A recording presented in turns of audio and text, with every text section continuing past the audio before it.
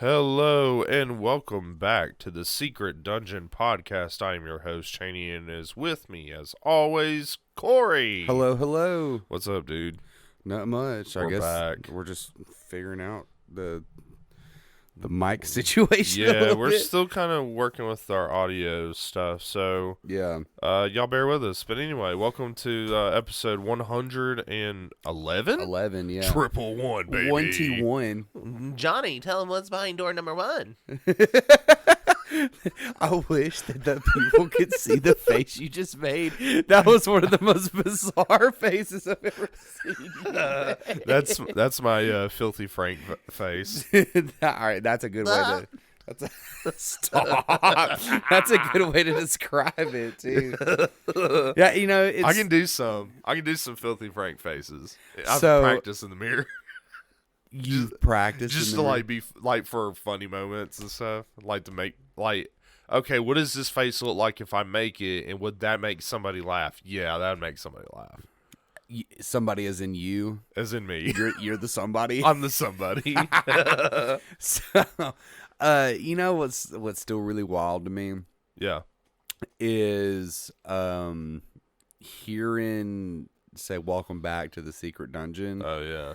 after How many years now? like almost And then on top of almost that, well, it's like about 2 March, which is kind of crazy because we started back in March. yeah, March is a big month for us, dude. yeah, March Madness, baby. Woo! Yeah, March is where we started the secret dungeon. And I think March is where we ended the secret dungeon. Probably. And then March again is where we started back Sort of up. resurrected. Yeah. Yeah, it's kind of nuts, but now that we kind of have a full-time studio where we can just sit here Yeah. again and just, Unbothered. yeah, and just kind of do whatever. Yeah. It's nice. Neutral space. Yeah. And you don't have to worry about somebody coming in and kicking you out. Yeah. Yeah, you know. No, which I mean, I'm not upset about that. I mean, that was just part of the business. I think that whenever we moved to the house, that's when it felt final. Whenever you're old, whenever we moved to your old house, Yeah. I felt like we just couldn't catch a vibe there that felt the same. Yeah. And it slowly, I say slowly, but we did probably like 10 episodes there. Yeah. But it dissipated though. yeah, it started to dissipate quite quickly because it was like, it was your house. You know what I'm saying? And it wasn't like a neutral studio space where we come here to be creative. Like, this is our creative space. Yeah. You know? Like, you lived there, and then, of course, it was like your house with your ex-wife, not to bring up painful memories, but... What painful memories. Good riddance. Yeah, what are you talking about? Good riddance. But I don't give a rip. But... I fight in your direction. I fight in your general direction.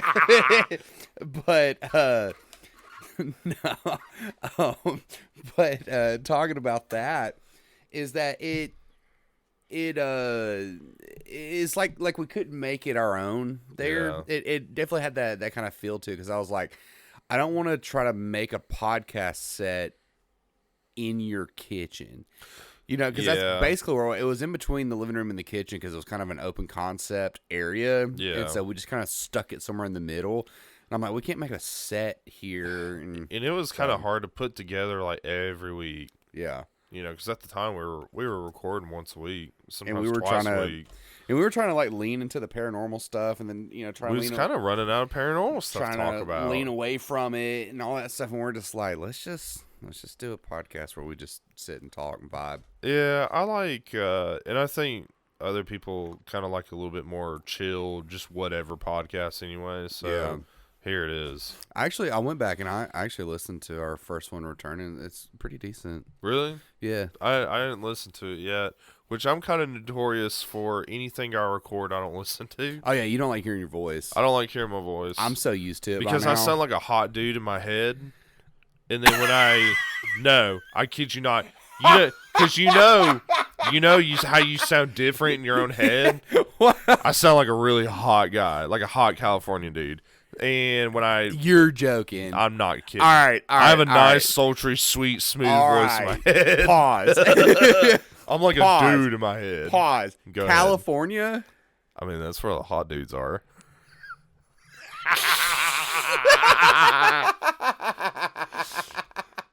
At least it's the ones I find attractive.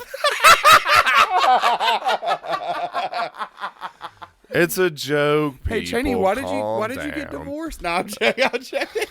down. No account of mine. But regardless, Yeah. No, but like when I hear myself on recordings, it's like that dude sounds like a nasally nerd. You know, So I don't listen to it. I've told this before, like way back when on the podcast. Yeah. But it was like my voice has changed in my head. That was me closing my His dip nicotine pouches. my nicotine pillar. can. But my voice has changed in my own head from having listened to the podcast that we used to do, Yeah. to where now it actually sounds like my real actual voice.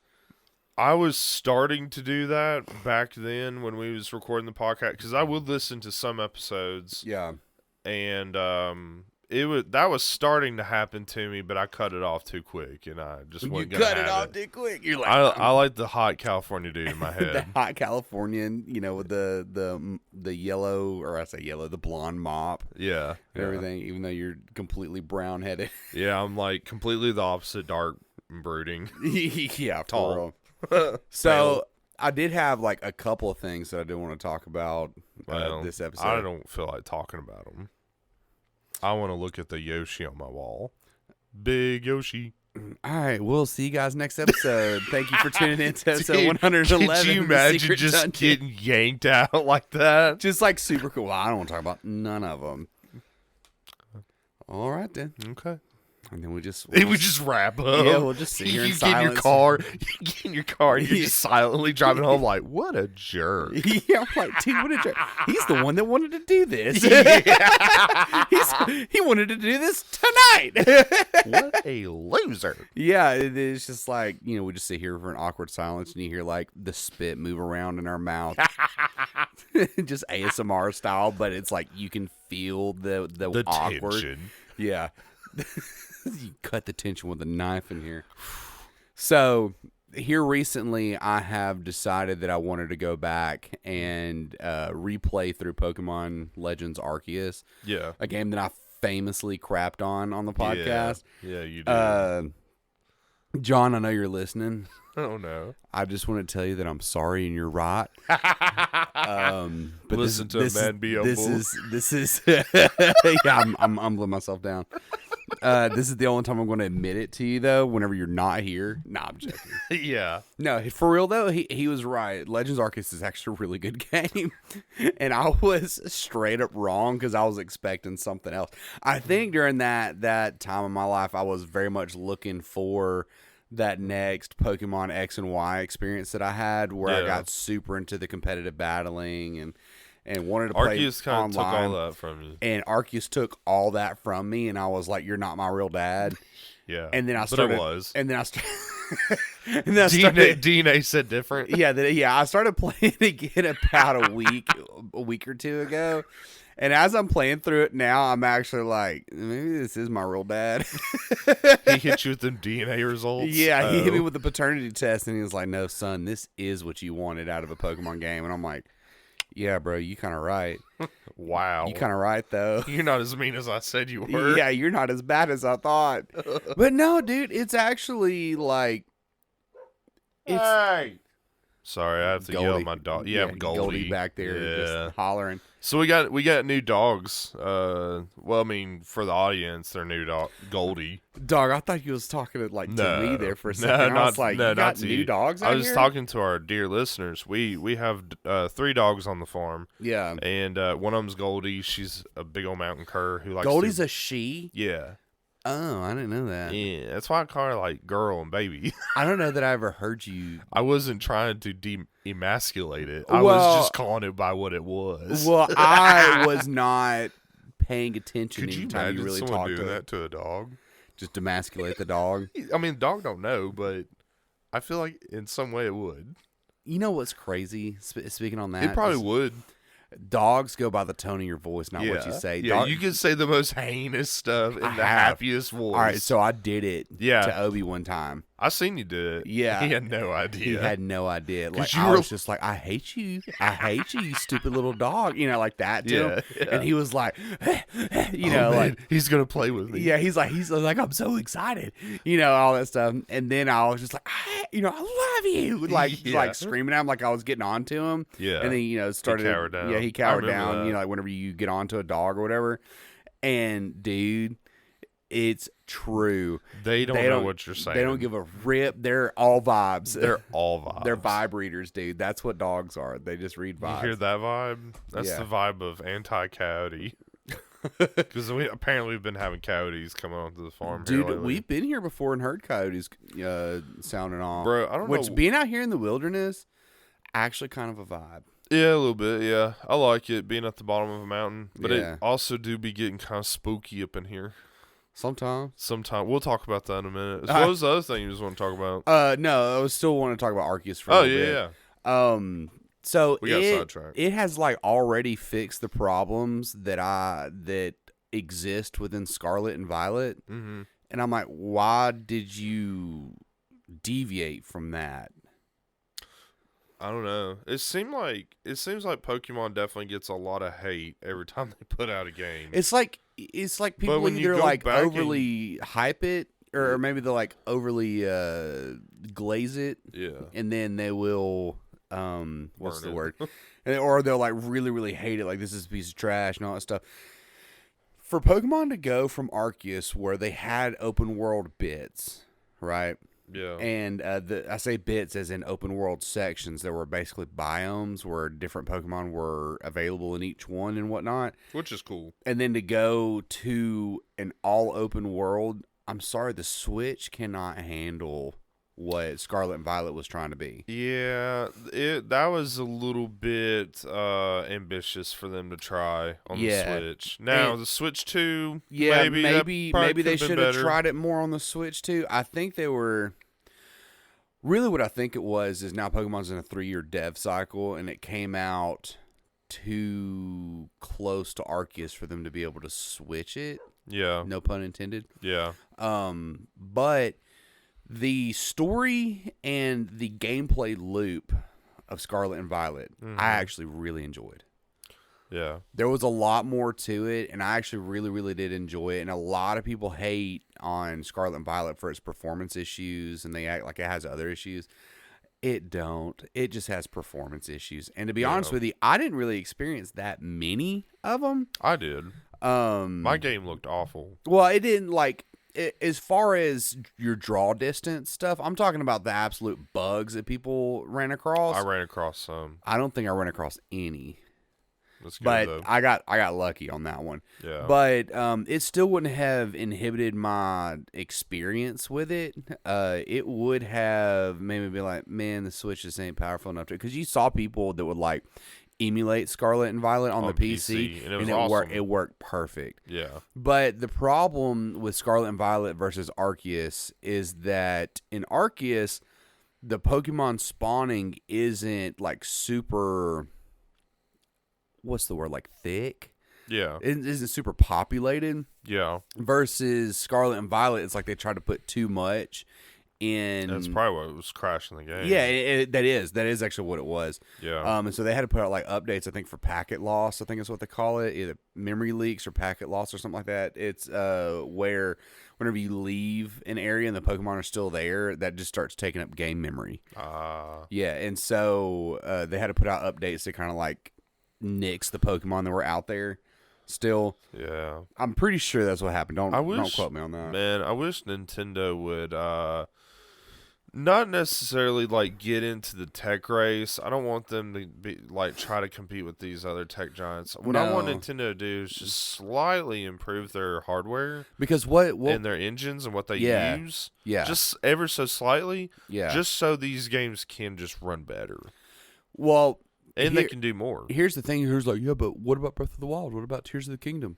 Here's the thing about those games is that empty games. They're kind of empty. Yeah. And that's one of my issues with them is that there's they're kind of empty. Yeah. And they should have shrunk the size of the map. But then if they'd done that, guess what would probably happen? Crash. We'd probably do the same thing as Scarlet and Violet. Yeah, I liked Breath of the Wild. Don't get me wrong. Loved it, played it, beat it. It was Tears of the Kingdom. I couldn't really get a hold of. There's a lot going on. Yeah, there's an awful lot in Tears of the Kingdom going on. It's like, because now you got this whole underground section. You got this whole sky section. Which supposedly there's like nothing in the underground, like not that much. I think it's just some items you can get, like rare items. Yeah, that'd be good, but the underground section's very hard to even do. So whenever you buy a Nintendo game nowadays versus back then, is you can still expect the like the story quality and the like the care that goes into the games to still be there, except for performance. That's my only issue with Nintendo. That's my only issue with the Switch, and why I kind of wish that they wouldn't go with a Switch 2, if that makes sense. Which, of course, now I know that they can do stuff like the Switch Deck. I mean, not the Switch Deck, the Steam Deck, the ROG Ally, stuff like that, where they actually can have really good handheld consoles that can run like Elden Ring and stuff, which is a very intense game. Which I think those consoles got their inspiration from the Switch. Oh yeah, for sure, for sure 100%. They did. But seeing how they're able to make it, and I think that Nintendo started to get really, really criticized for that. And not to just like glaze Nintendo, they definitely have their issues. They do. But they do. here's the part of the argument that I guess you don't hear as much is that price point that Nintendo's trying to get is pretty good. It's pretty good because if you try to go get an ROG Ally, it's like $500. You get a Steam Deck, it's like $5 to $6. Sometimes $8, depending on what you're depending upon what you get. And so it's like, do you really want to have to pay $800 for a Nintendo console? I mean, because the answer is no, I don't. Not whenever most games don't need that much performance. I don't want Nintendo joining the tech race. I just want them to, and I know that would increase price point by a little. Yeah. But I think my personal, and this is going to sound completely insane, but just hear me out. Yeah. I think $300 for an OLED is too cheap. You think so? Really? I think it's too cheap. Really? I think that's surprising. What I think they are, it's way too cheap. I can smash that thing and go tomorrow and get another one. That's true. Shouldn't be that way. They need to improve their hardware, raise their price point just a little bit to give them more value in the customer's eyes. And I think that they'll come back out on top again. I think also with the Switch 2. Right. Bump that price up a little bit, but also upgrade your tech a little bit to make it worth that price. Yeah. And I think you'll put more value in people's eyes. Because, you can't tell me the Switch did better than the Wii when the Wii first popped off.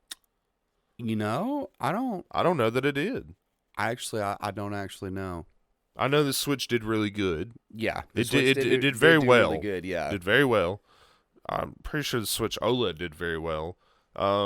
Which the Switch OLED, they would just kind of lump that in with the Switch sales, I think so. Yeah, because it's just a slightly different version of it's still of the same generation or whatever. It's not like a, PS5, PS5 Slim, Xbox One S, X, all that kind of garbage. I want to see Nintendo outsell Microsoft and Sony. Outsell who?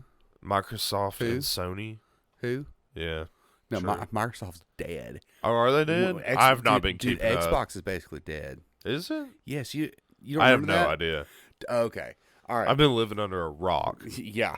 So, Xbox pretty much said that they're not making any more new consoles, and they're not trying to. They have admitted defeat in the console war. Really? They said that they have not. I want to say it was since the 360. They've not made profit. No, it was the entire time of the Xbox life cycle. They've not made profit off the Xbox. That's not good. No, it's not.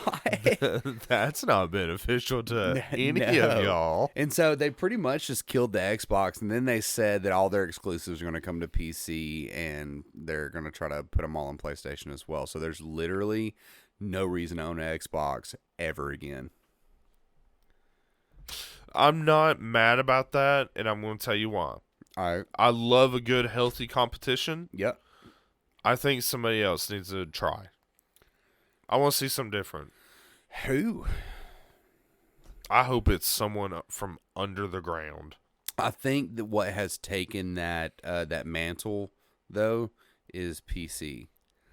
Because PC has kind of been a, like the joke has always been PC Master Race. Yeah. And that it's always kind of been in a league of its own. But now that a lot of these games are starting to come out. PCs are starting to get roped against each other. And they're cross-platform. A lot of games coming out cross-platform now. So it really, really makes you wonder if it's not going to turn into PlayStation versus PC. Because here's what's also going to happen. PlayStation has a lot of exclusives, right? Yeah. That do not come to PC. Bloodborne is one of them. And you know... That's the one that makes me mad. Put a pin in that one. We'll come back to Bloodborne. Okay. But they have a lot of exclusives that do not come to PC. Right. And if they do, it's like 2 now to 3 to 4 years after. Yeah. I mean, in that aspect, if Sony keeps playing that card, oh yeah, there will be a reason to own PlayStations in the future. And then they've come out with a newly upgraded PlayStation that's supposed to be like $600-700. Like, it's really expensive. But I'm like, where's your games? That's kind of what I'm saying.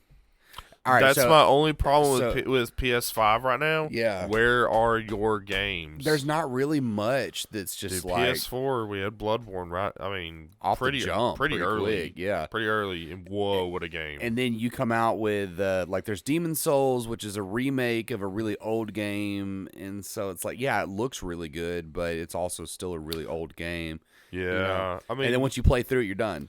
But PS4 had, I mean, there's a they lot had of Last of Us. They had God of War. They had, oh my God, I can see it in my mind. Horizon Zero Dawn. That they was had actually pretty fun. Bloodborne. They had all kinds of crazy stuff. They got the Final Fantasy series. Yeah. Well, now they started to throw them out on Xbox as well, and then bam, Xbox is dead. So they're throwing them out on PC? ? Maybe. And so it's like, really, what? I guess for like your JRPGs and stuff like that to own a PlayStation. I'm not mad about that, but at the same time, Sony better come up with something good if I'm going to buy another place. Like, if I'm buying a PS6, yeah, better be a stinking reason. It better be. I don't know that I have no reason to own a PS5. All right, so you said that you don't want them to join the tech race, right? I believe that has, talking about Nintendo, I believe that has contributed to trash games here recently. From Nintendo? No, from everybody. From everybody, yeah. Is that they're, you see a lot of times there's a lot of games that come out now where they will worry more about graphical performance and look, and not worry as much about gameplay. And so you story, story, what's your gameplay loop? What's your story? You have games that came out like Space Marine, which is basically an Xbox 360 game, but modern, right? Yeah. And it's like, that's what we need more of. If you're going to try to flex the full muscles of these consoles, you had better put out some good games. Because I got news for you. No one's going to buy, whatever this trash game is. You'll have a few people who will, unfortunately, and they think that's what people want. Yeah, it's not what people want. Hey, we're telling you, put out some interesting games with some good story. Yeah. Put some care into it. And then, take some notes from Nintendo on how to make a game. So Yeah. I'm gonna pull the pin out of Bloodborne. Yeah. I'm gonna circle back to this because I remember I told you to put a pin in it. The reason that we're not seeing a Bloodborne 2 is because From Software doesn't own it. Sony owns it. Sony owns it. It's like that's a hot plate of pancakes. Yeah, and Miyazaki has said that I guess that he would do something with it, even try to put it, just do something with it for the fans, but he literally can't. He literally can't do it. So that's disheartening. And so that came out either late last year or early this year, him saying that about it. Like, hey, I know that this is what you guys want. My hands are tied. Like, I literally can't do anything. I literally cannot do a thing about Bloodborne until someone else says it's time to make Bloodborne 2 or whatever. It's literally not his decision, which really, really stinks. You know why that stinks? I want to tell you why that stinks. Why? Because when Sony decides they want to make more money off the PlayStation 6 and they put out a Bloodborne 2, because that's what they'll call it, it'll be garbage. It very well could be because the built up hype around it. Elder Scrolls 6 is going to be trash. Too much hype. I don't give a rip about that. Well, I mean, it's like it's too much hype, and then Bethesda's really been falling off here recently. Because Bethesda won't change. They won't do anything different. They won't update nothing. Yeah, and literally look at Starfield that came out, and it's basically the same Bethesda game they put out. And you know what?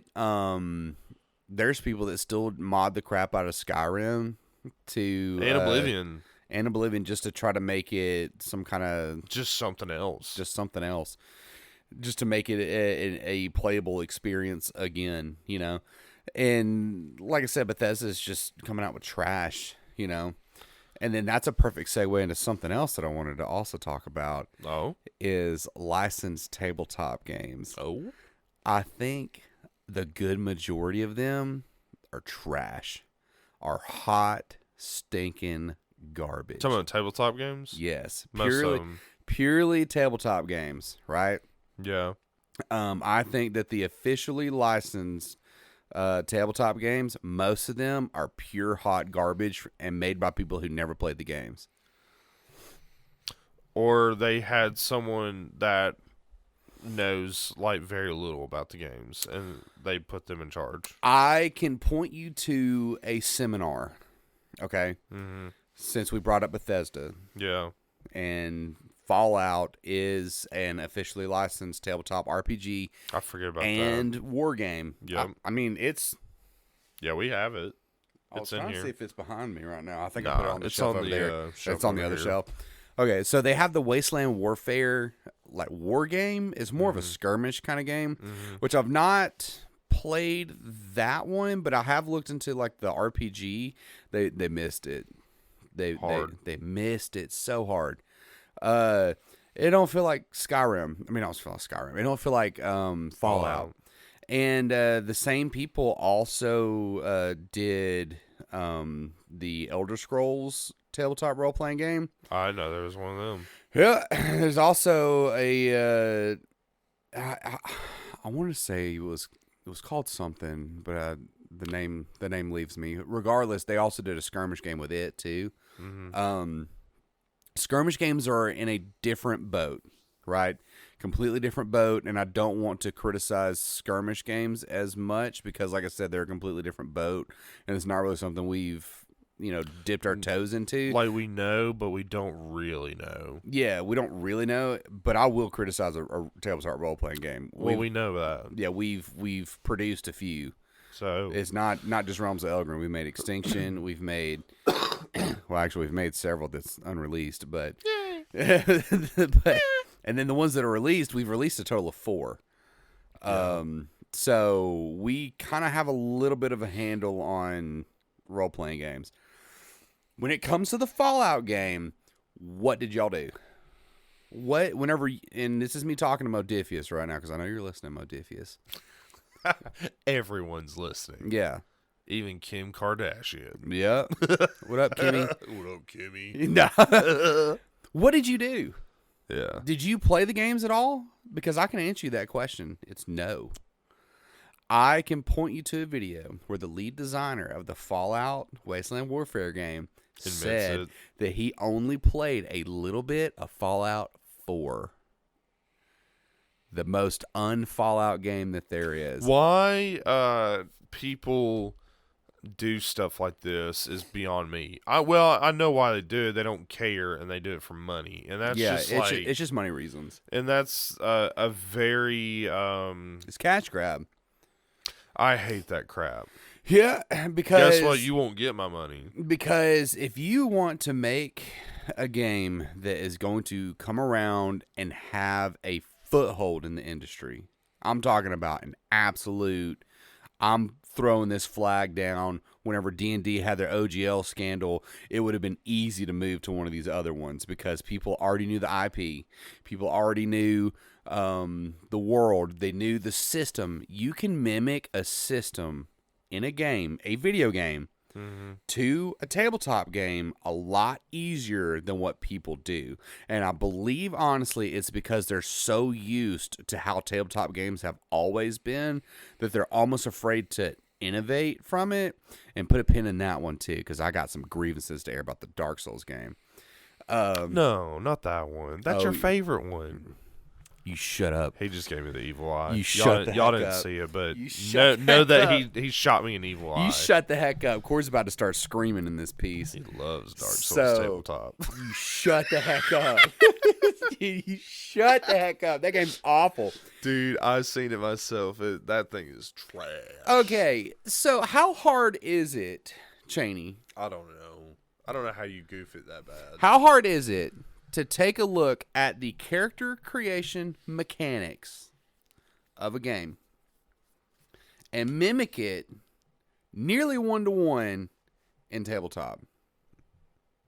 So I can tell you, it's not. Yeah. Because we did it. Yeah. And this is not like bolstering us. I'm just saying we took what we loved from video games and made a tabletop game out of it. Yeah. Because it's doable. And 2 idiots in a scuffed studio did that. We know little math. This is a multi-million-dollar company, and not a single one of these people said, maybe we should play the game first. Why do people do that? I don't know. I don't know. And so they use something called bespoke dice. And if you want a game to die, you're going to use bespoke dice. That's a common thing in the industry, right? So for those of you who don't know, I don't like for Cheney to look into a lot of the tabletop realm as far as like companies and other games and whatnot. Booga booga. I stay in the dark. Because I want his perspective on stuff to be as unadulterated as possible.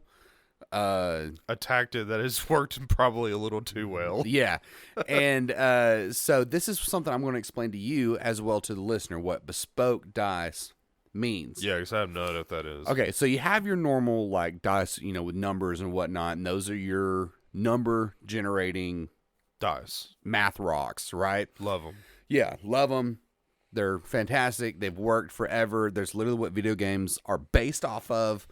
Math. Video games came from tabletop games, and so why can't we put it back? Anyway.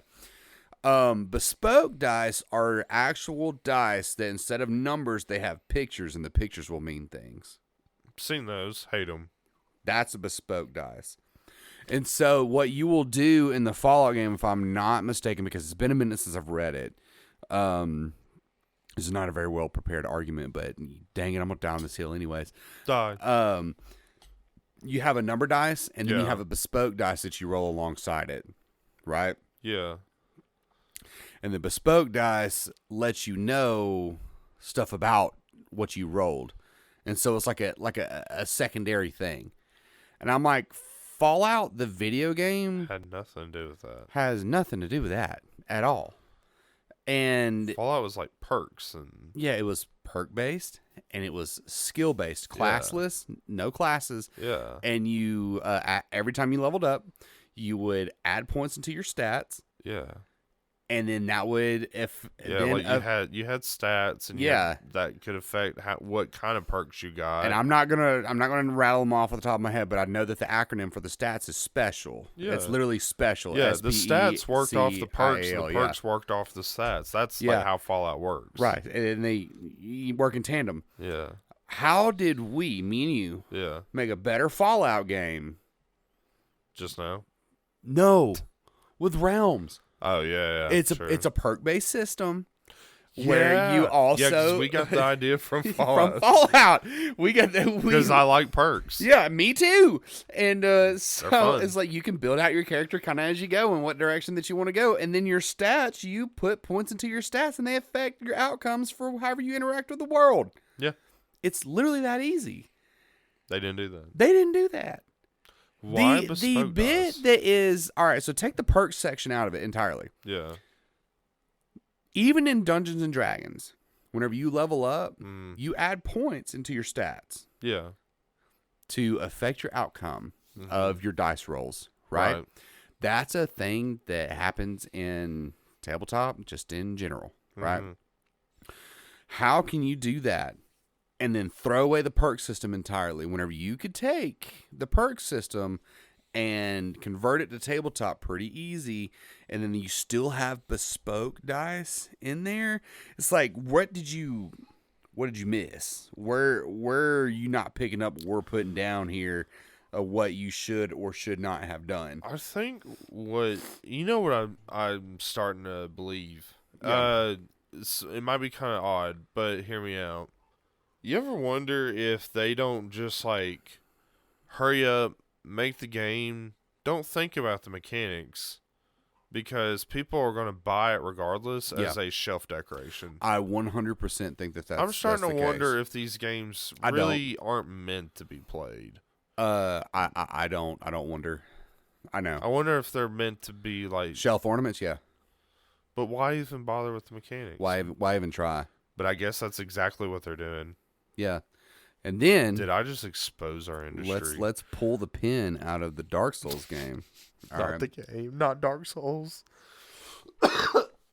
Let me ask It's you killing something. me. Yeah. You've played Dungeons and Dragons before in your lifetime, Yes. right? Yes. So you're familiar with how the system works, at least somewhat. I've played it the old school way, and I've played it our way. Yeah. Right. Yeah. So therefore, what about Dungeons and Dragons 5th edition? Which is, if that's your system, that's your system. I'm glad you found a system that you like to play. Really and truly, I am. I'm not a fan of D&D 5e, but if you are, I have no qualms with it. You know what I'm saying? What about D&D 5e says Dark Souls to you? Nothing. Hold on. I'm talking purely about the mechanics. Purely the mechanics of the game. Because you can make links with setting pretty easy. I'm talking about game mechanics.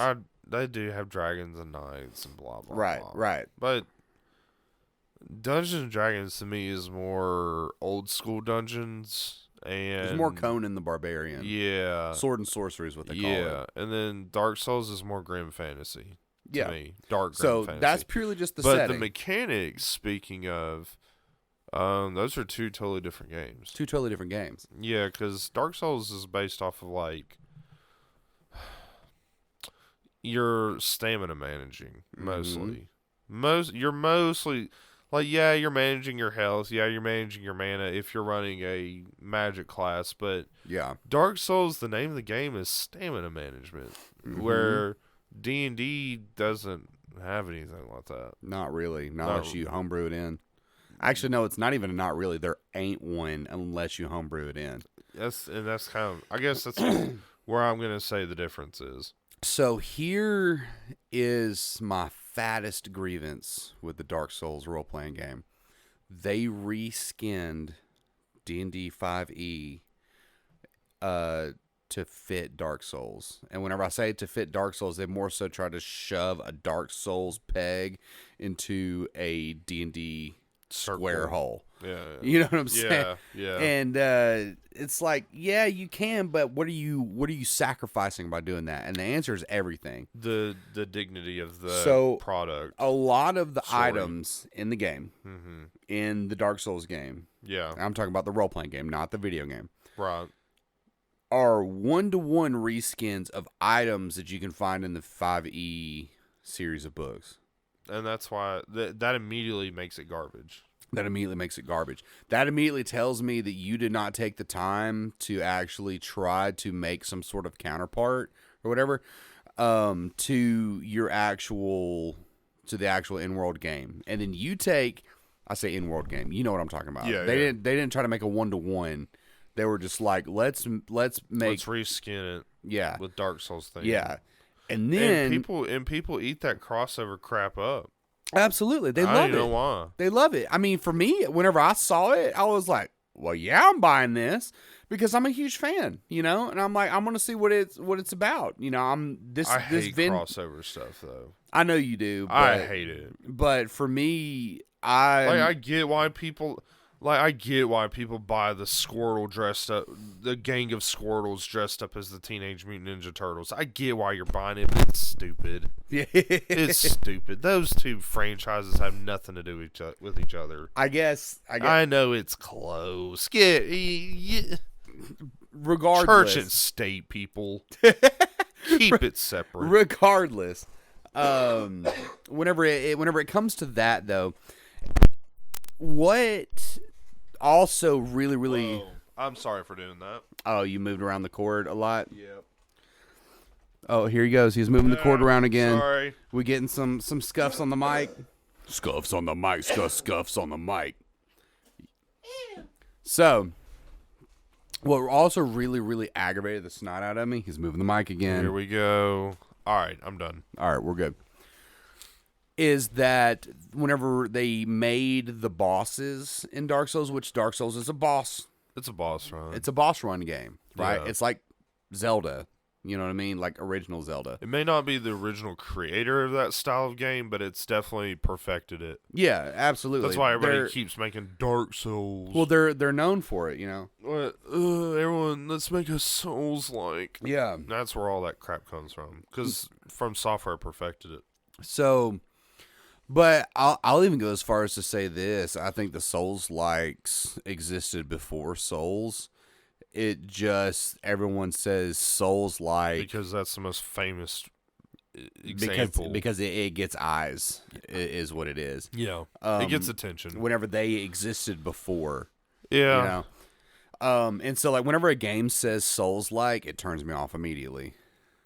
Even though I'm a massive Souls fan. Like, if I'm talking about a video game series, a modern video game series, it's Souls that I'm probably the biggest fan of. Yeah. But take Aldrich, the Devourer of Gods, right? Yeah. My absolute bane in Dark Souls 3. Hate that stupid boss. It's not that bad. Yeah, for you, it's not that bad. But how many times have you died to Pontiff? Shut up. That's what I thought. So, Pontiff. yeah, and I have like no trouble with him ever. It's just, I guess it's just like tit for tat, tomato. Yin and yang, buddy. They put moves on him that he didn't have in the game, Which don't make any sense. It don't make any sense. It's like, I don't like that. It's like, what did you make whenever you made this? You didn't try to make a tabletop conversion of a video game. You tried to make a cash grab is what you tried to make. You made a crossover. Then I'm about to sit here and I'm about to call out Steam Forged Games, who made the Dark Souls role-playing game. Corey, no. Oh, I'm about to do it. You know they're listening. Oh, good. I'm glad. I'm glad they're listening because I'm about to call them out. I'm about to tan their hide, slap them on the wrist, and then I'm going to give them an out. Okay. They own the rights to the Dark Souls franchise for whenever. No, absolutely not. I'm kidding. We're too stupid to handle it. We are way too stupid. So that they also made the Dark Souls board game, which I've not looked into much, but I've heard it's basically the same kind of schlock. They didn't even try. I also know that prior to releasing the Dark Souls role-playing game, they put out a Dark Souls board game. Well, they have put out an Elden Ring board game. So what that tells me is that they're about to come out with an Elden Ring tabletop game, right? Bring it on, baby. No. This is about to be hot loogie. Do not pull the same trash They're going that to. you pulled They're going to. with the Dark Souls role-playing game. You know they're going to. Because what's going to happen is you're going to slap Elden Ring on it and you're going to make a cash grab. Again. And then that's it. Again. Let me ask you a question. Would you rather make a lot of money now or a lot of money continuously? Me? Yeah. Me continuously. Continuously, right? Yeah. Because that's smarter. Do you not think with the direction that Dungeons and Dragons is going right now, which that's something we can talk about here in just a second because you're about to be surprised. You are. Because I'm not talking to you a whole lot about it here recently. Oh. Dungeons and Dragons is not a good spot. Ooh. Even worse. Ooga booga? Yeah. So, regardless, would you rather, with the way that Dungeons and Dragons is going right now and the popularity of Elden Ring, out of the past 5 years, the biggest game to release out of the past 5 years or so, would you rather not be the new flag that people rallied under, right? Right. And still continue to make the money off of it because, hey, it's a good system. Bam, this is, make that initial Kickstarter money and then afterwards continue to make money because word of mouth spreads and people's like, yo, this game's actually pretty dope. Yeah. And then Elden Ring, bam, it's huge. They won't do it, though. They won't do it. And here's the out that I'm going to give them. Realms of Elgrune and the Secret Dungeon engine that we developed our games with is far closer to Elden Ring and Dark Souls than anything they have ever made. Or even think about. And I'm also going to go ahead and put this out here too. You cannot copyright game mechanics. But also the Secret Dungeon engine has no true third-party license. It has a free and open one. Steamforged, you don't even have to shout us out. I want a good game. I don't want money. I don't want anything. Corey. I will buy it. No. I will buy. I don't want money. I want their money. I don't. I'm broke. I don't. I don't want their money. I don't want anything from. I don't have to have the recognition from them. But dude, to have my name next to Elden Ring I don't give a rip on a book. I care more so about having a good product that they actually try to put some kind of care in instead of making a 5e reskin of Elden Ring and just make me even more mad. But what about the power and influence we're gonna lose? Who gives a rip? I don't Back care. to the drawing board, I guess. Yeah, I guess. But here's the thing. Realms of Elgrune and any game we have ever put out that uses the Secret Dungeon engine is far closer to any Souls game or Souls-like than I have seen out of the entirety of Tabletop. It is, because we were fans of it and we made a game based off of games that we liked. Yeah. I will not advertise that Realms is a Souls-like. No, it's not. I will not. It's not. Because setting, it's flat out not. Yeah. System, it is. Mechanics, Setting, it is. Mechanic-wise, it is. You can use that system for free, and I will not do any kind of litigation, nothing, absolute nothing, and I will shout it from the rooftops that you made a perfect game, because it could be. But if you wanted to admit that we are your Dark Lords, I'll accept that as payment as well. But if you want to sit here and just make another cash grab, and then people just be like, Steamforged puts out trash consistently, you will do what you did with Dark Souls. Yeah. Absolutely. Yeah. And I would be willing to send them a copy for free. Dead serious. I would even outline the game for how to run it for them, how to write it out for them for free. I don't think they care enough. They don't. They don't care. But the thing is that better systems exist than Dungeons and Dragons 5e. Yeah. Especially whenever it comes to making a game like Elden Ring or Dark Souls or what have you. Yeah, I mean, Merkborg can make a better Dark Souls game. It's literally, even that one's a system that everybody knows. That's or at least people in the indie sphere at least know what Mortborg is. And I know that's not how you pronounce it, but until I hear the creators pronounce it, I'm going to pronounce it Mortborg. I reckon it is Merkborg. I think it's like Merkbori or something like that. It's something like that. But until I hear one of them pronounce it, I'm saying Morkborg because I'm not listening to everybody else. Yeah. I'm gonna listen to them. Yeah, I mean, whatever that, which I read it in the book that it's pronounced Merc. The first part is Merc. Yeah.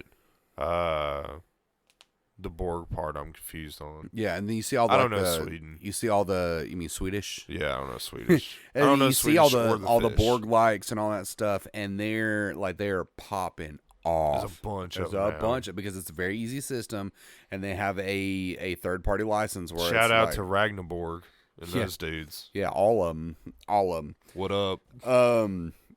But like I said, use that system. It's even closer. It's not, I wouldn't say it's closer than Realms. We're about the same closeness. I don't know, but we kind of got told by some Merkborg people that we made a very Dark Souls-y game. Yeah. So, I mean, that's coming from people within our own community. right. And like I said, it totally sounds like we're glazing ourselves. I promise you that we're not, because if you don't like our game, that's completely up to you. I don't care if you like it or not. Yeah, that's completely up to you. You like whatever It's you not, like. It's not everybody's thing. It's not everybody's thing. I'm not trying to make it everybody's thing, but I am trying to say if I don't want it you're to gonna be buy everybody's thing. if you're gonna buy a big license, the tabletop license to a big IP, try to make it at least somewhat close to the original source material, instead of being like, oh, we'll slap 5e to it because that will make us some money. That's only going to make you money on your Kickstarter. Where that's not bad if you look at it in a vacuum, that like, yeah, you're going to make a ton of money on that Kickstarter. Sure.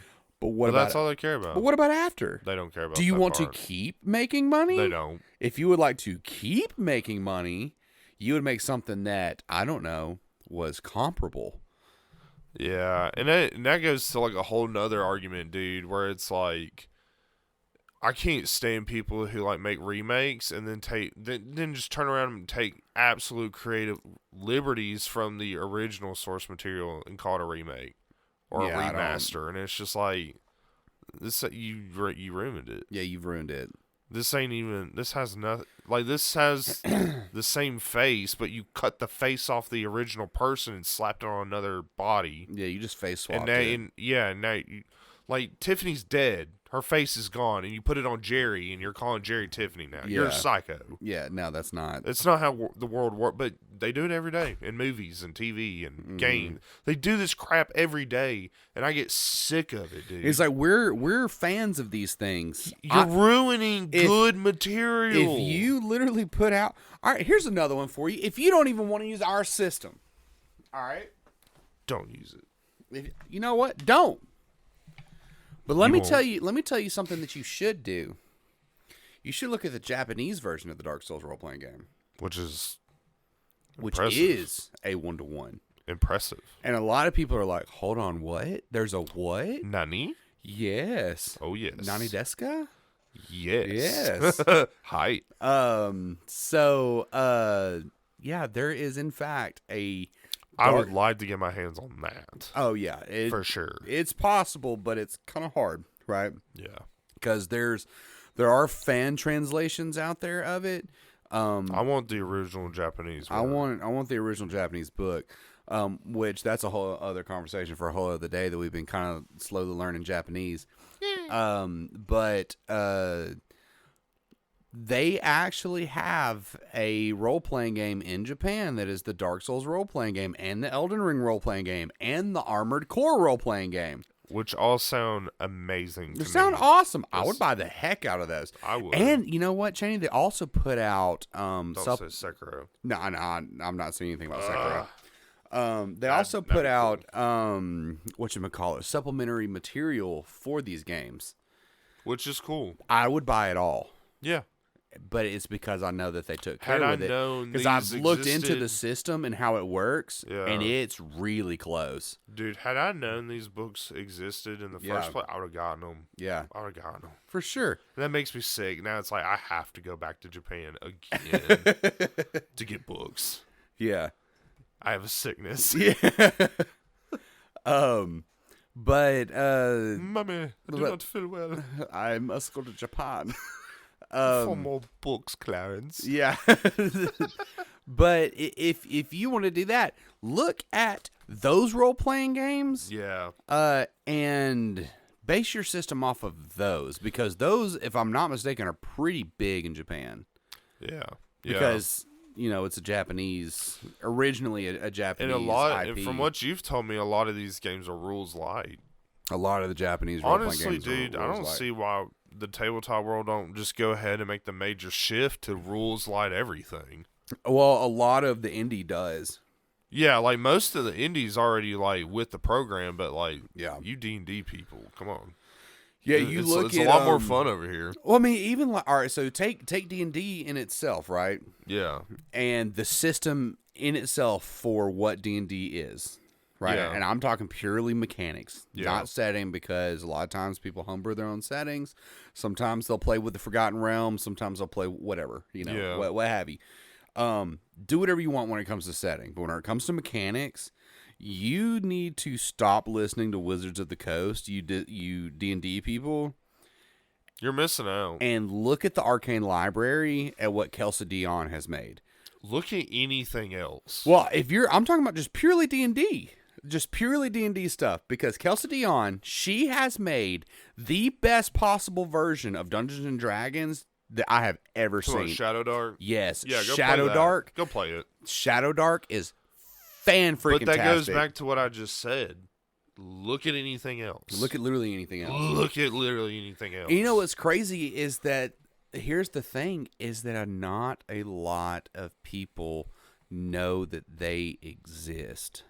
Well, hopefully this podcast will awaken some minds. Yeah, all 20 people that listen to it. Maybe 21.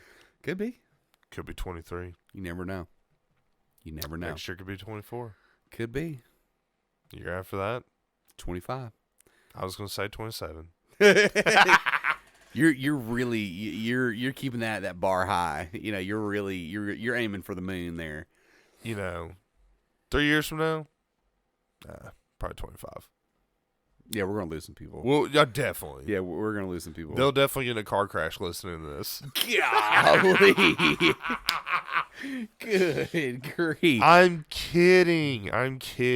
Well, guys, we appreciate you coming back. Thank you for listening. We hope you enjoyed this episode. If you did, throw a big like on us. Yep. You rate us or whatever. Throw some comments on there. We want to know that you're listening. We want to know that you enjoyed it. Yeah, we try to answer back. We can't answer back to all of them, but we try. We didn't even really announce that we was coming back. We just kind of just put that episode up there, and people are interacting with it. We just did. We just did it, and I'm like, you know what? We be existing. Yeah, we exist. So, it's cool, and I hope you guys, come back for some more episodes. Wish y'all well. Hope everyone's doing well out there. And peace and good night. See you later. Bye. Hey, yo, bye, Realms of Elgrin. Dude.